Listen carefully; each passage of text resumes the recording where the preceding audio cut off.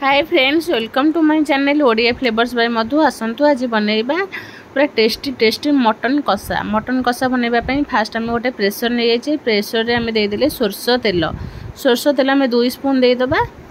सोरष तेल 2 स्पून दे सारा पर तेजपत्र पकईदबा। तेजपत्र पकई सारा आम डालचीन पकईदबा।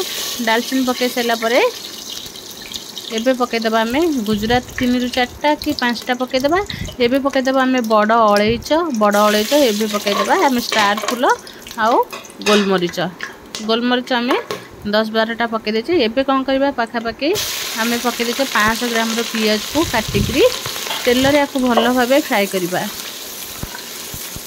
तेल रे टिके गोल्डन ब्राउन कलर हवा पर्यंत आम पियाज को भाजीबा भलसे। पियाज आमर भलसे भाजी हो गला परे देखो पियाज आमर तेल रे बढ़िया से पूरा भाजी होगी। पियाज आमर गोल्डन ब्राउन कलर हो सारा पर एबे आम रेड चिली पाउडर 2 स्पून देदबा। 2 स्पून आम देदबा रेड चिली पाउडर दे सारा पर आम तेल रे टिके आम लंका जो गुंड पकईले ताको भल भाव भाजीदबा। तेल टिके भाजिले कौन हम कलरटा बहुत बढ़िया आसब। एबे आम एथरे पकईदबा धनिया पाउडर 2 स्पून पकईदबा। धनिया पाउडर को टिके भाजीदबा। एबे आम सब सुखीला मसला पकईकी भल भाव टिके फ्राए करबा। एबे पकईदबा आम जीरा गुंड जीरा पाउडर आम 2 स्पून पकईदेले ताकू भी याकू तेल रे टिके भाजीदबा। भाजी दे सारा परे एबे कौन करबा तादरे पकईदबा हल्दी पाउडर को टिके भी गोलैदबा। गोलै सारा परे हलदी पकईदेले आमर कलर बहुत बढ़िया आसब। एबे टिके आम एथरे पानी टिके देकी मसला को सुखिला मसला को कषिबा।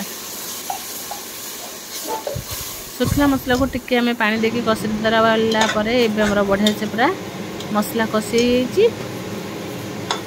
एमती तादरे एबे आम अदा रसुण पियाज रो पेस्ट पकईदबा। पेस्ट पकईकी भल भाव मसला सहित आपको भी पेस्ट पकईकी भल भाव कषिबा।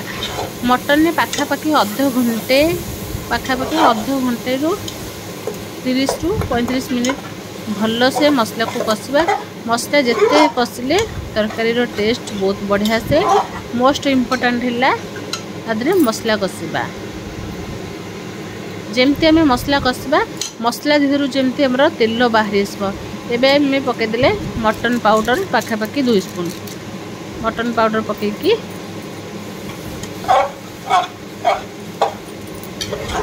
मसला को कषिबा। गैस को आम मीडियम रे रखिकी मसला कषिबा नहले हमर प्रेशर लगी जिवो। प्रेशर तळे लगी जिवो सेथि पई आम गैस मीडियम रे रखिकी मसला को एमती कषुतिबा। एबे आम गोटे टमाटो को काटिकी मसला सहित पकईकी भल भाव कषिबा।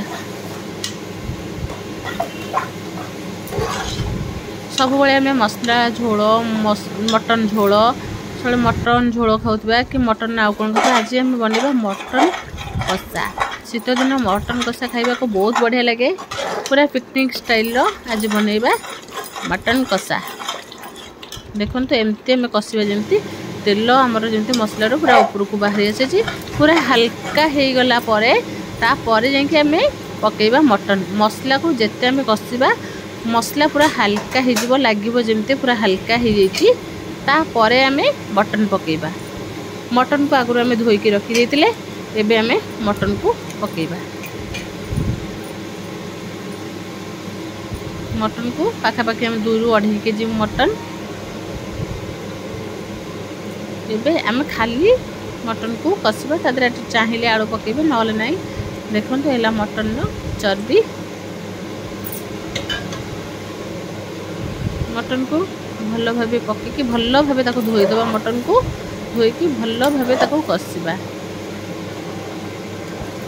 मटन टिके बहुत टाइम नहीं थाए से आम टिके ताको शीघ्र होगापाई आम प्रेसर रे गोटे सीटी देदेले कि 1 ରୁ 2टा सीटी देदेले आराम से शीघ्र हो पार। मटन देखिकी सीटी आम देवा। जदि आमर टिके बड़ हो मटन ताहले आम टिके 2टा सीटी देवा नहले जदि छोट हो तारे गोटे सीटी देले आमर आराम से मटन सीझिबो। एबे आम पकईदबा स्वाद अनुसार लुण लुण पकईकि आउ टिके भल भाव ताको गोलई दबा। केते बढ़िया से पूरा गोलई होउची।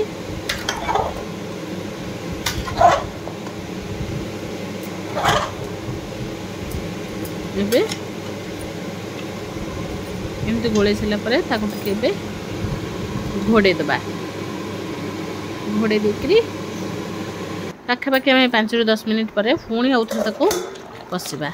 देखो घोड़े देला पर हमर मटन केते पानी बाहरी आसुची।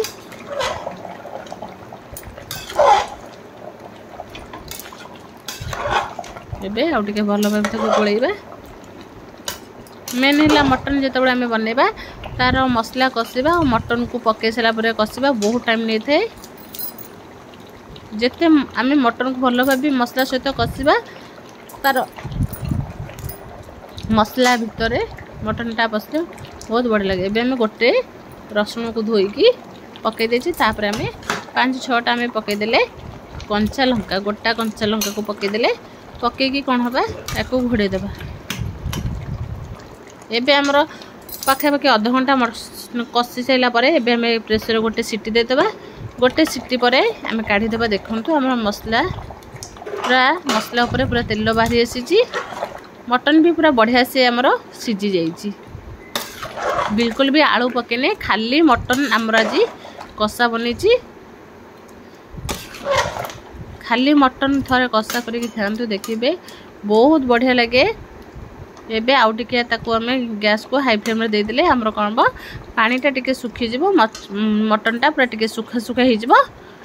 तापरे आम कौन करबा एबे देखंतु एबे आम पकईदेला टिके गरम मसला आम पकईदेले पाखापाखि 1.5 स्पून पकई देकरी एबे कौन करबा आउ टिके गोलई दबा।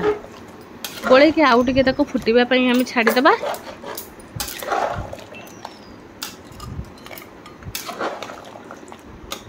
एमती देखंतु गोलैले केते जोर से पूरा बांफ आसुची।